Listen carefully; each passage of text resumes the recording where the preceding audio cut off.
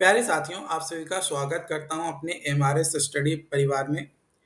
तो डियर, जैसा कि आपको पता है कि हम लोग जो है एयरपोर्ट प्लानिंग एंड डिज़ाइन जो सब्जेक्ट्स है वो डिस्कस कर रहे थे।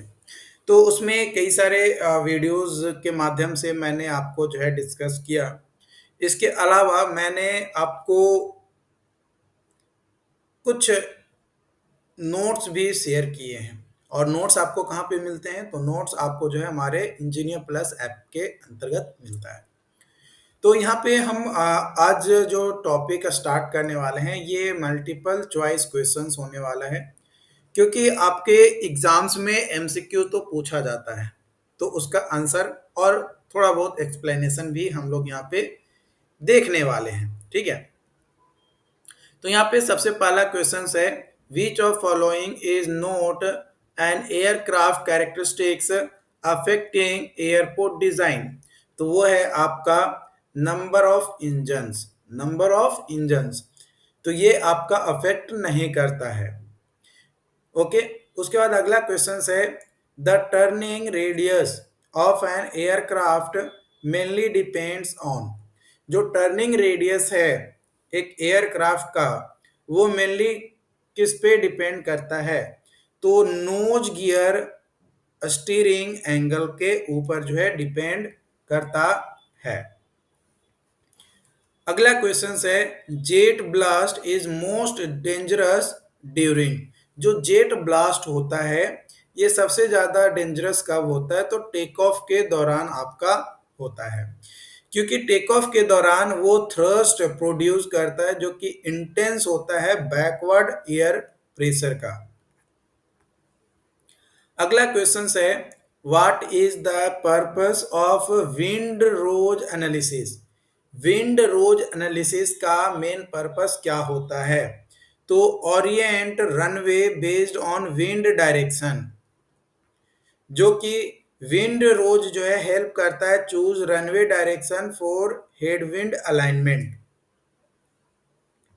अगला क्वेश्चन है, parallel runway are used to. Parallel runway use किया जाता है ट्रैफिक पे जो है उसको हैंडलिंग कैपेसिटी को इम्प्रूव करने के लिए। अगला क्वेश्चन है, closed V runway configuration is suitable when. कब सुटेबल होता है? तो विंड इज वाई डायरेक्शनल, जब विंड जो है वाई डायरेक्शनल होता है तब। अगला क्वेश्चन है, अकॉर्डिंग टू आईसीएओ के अकॉर्डिंग जो कोड लेटर है एफ, ये रेफर करता है to aircraft with wing of कितने विंग्स का? तो with wing of 65 to 80 metre, जो कि एयर बस होता है A 380 and similar fall under this category. माने एफ कोड के अंतर्गत आपका आता है अकॉर्डिंग टू आईसीएओ का। अगला क्वेश्चन है, maximum longitudinal slope of runway is generally limited to. तो 1.5%। कितना? 1.5%। अगला क्वेश्चन है, runway width of for code 4E, runway width for code 4E aircraft should be at least कितना होना चाहिए? तो 45 मीटर होना चाहिए। अगला क्वेश्चन है, purpose of holding apron. Purpose of holding apron is to. तो वो होता है hold aircraft during traffic congestion. अगला क्वेश्चन है, which of following does not affect number of gates in terminal design? तो वो होता है रनवे स्लोप। क्या होता है? Runway slope. अगला क्वेश्चन है, passengers flow efficiency. Passenger flow efficiency in terminal design is improved by. तो ये इम्प्रूव किया जाता है प्रोवाइडिंग यूनिडायरेक्शनल फ्लो। कैसे इंप्रूव किया जाता है? यूनिट डायरेक्शनल फ्लो को प्रोवाइड करके। अगला क्वेश्चन है which aircraft parking type is space efficient but need push back. तो वो होता है नोज इन। क्या होता है? नोज इन। नोज इन जो है सेव करता है स्पेस को बट रिक्वायर करता है ground equipment for push back के लिए। अगला क्वेश्चन है pier terminal layout is based suited for.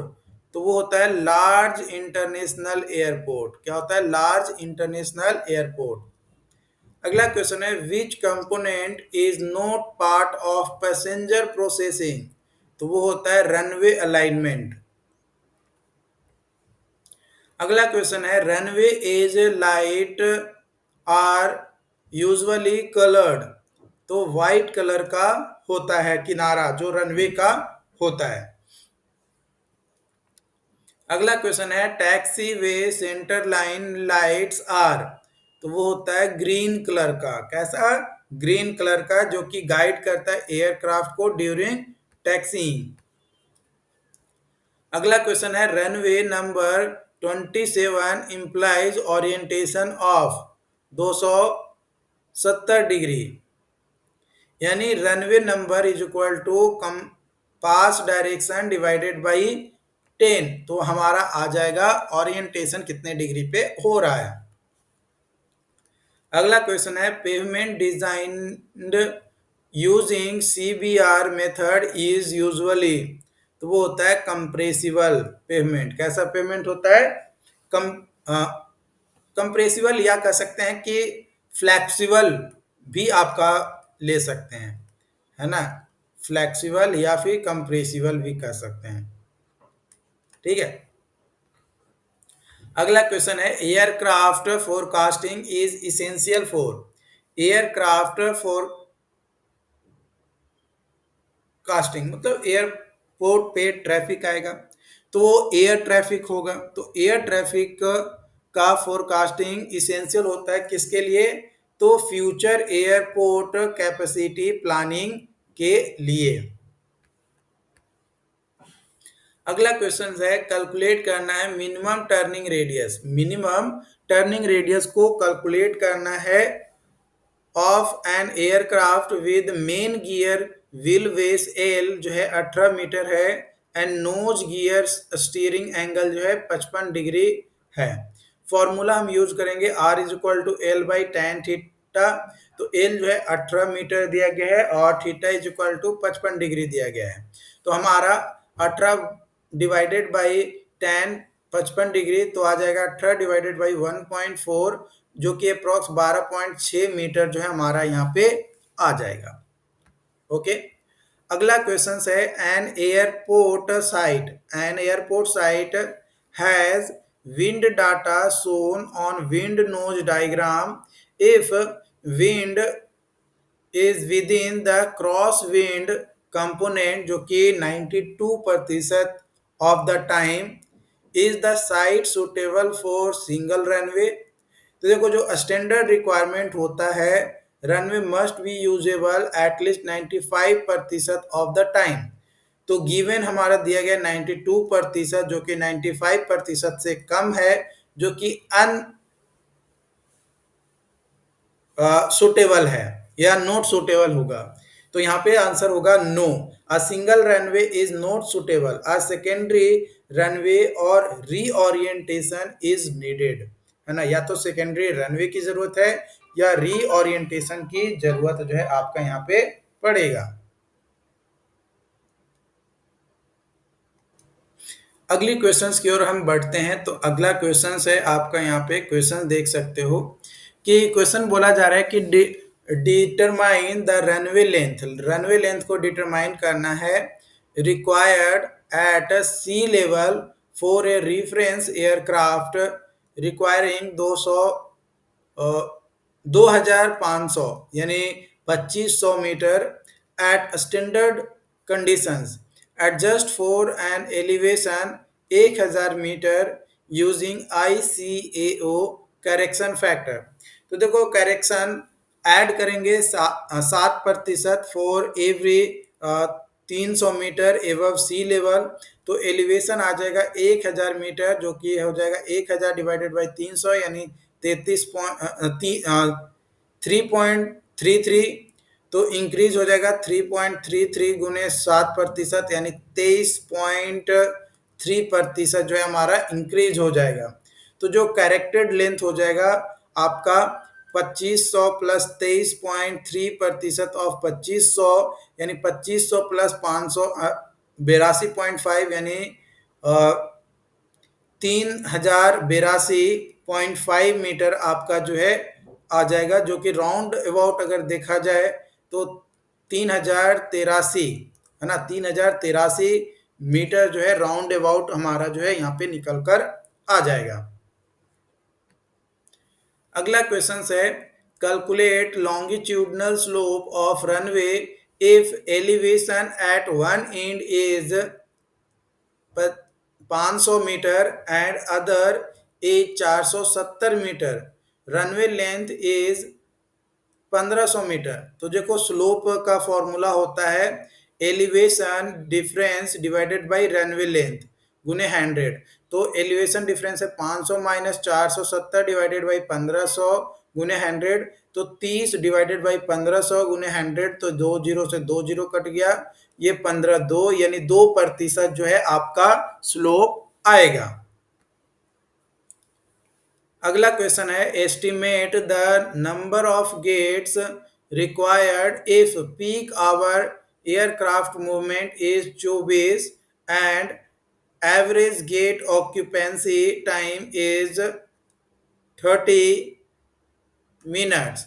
तो फॉर्मूला हम यूज करेंगे gate required is equal to aircraft per hour गुने ऑक्यूपेंसी टाइम डिवाइडेड बाई 1। तो 24 गुने 0.5 डिवाइडेड बाई 1 यानी 12 गेट आपका जो है हो जाएगा। अगला क्वेश्चन है if a terminal process 500 passengers per hour and each check in counter can handle 50 passenger per hour, how many counters are required. तो formula counter required is equal to 500 divided by 50 यानी 10 counters की जरूरत पड़ेगा। अगला question है an airport handles 2 million passengers annually, मैंने साल में 2 मिलियन पैसेंजर को हैंडल करता है। If growth rate is 6% per annum, मैंने हर साल 6% का ग्रोथ भी होता है। तो एस्टिमेट करना है यानी कैलकुलेट करना है कि 5 साल के बाद जो ट्रैफिक होगा वो कितना आपका हो जाएगा। तो यहाँ पे कंपाउंड ग्रोथ के लिए फॉर्मूला यूज करेंगे P is equal to P nought गुने 1 प्लस आर का होल पावर टी यानी 2 गुने 1 प्लस 0.06 का होल पावर 5 यानी अप्रोक्स आ जाएगा 2 इंटू 1.338 यानी अप्रोक्सीमेटली 2.676 मिलियन। यानी 5 साल के बाद जो ट्रैफिक होगा वो कितना होगा, तो ये हो जाएगा आपका 2.676 मिलियन आपका हो जाएगा।